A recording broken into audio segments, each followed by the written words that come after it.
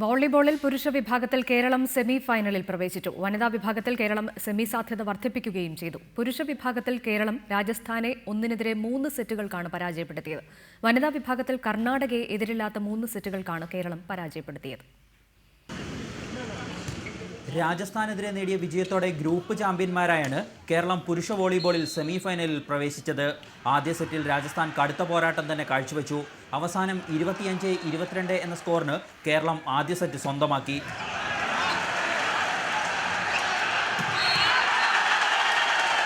രണ്ടാം സെറ്റിൽ രാജസ്ഥാൻ മികച്ച കളി തന്നെ പുറത്തെടുത്ത് സെറ്റും സ്വന്തമാക്കി.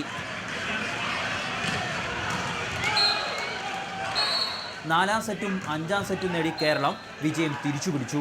വനിതാ വോളിയിൽ കേരളത്തിന് മികച്ച എതിരാളികളാവാൻ പോലും കഴിയാതെയാണ് കർണാടക കീഴടങ്ങിയത്.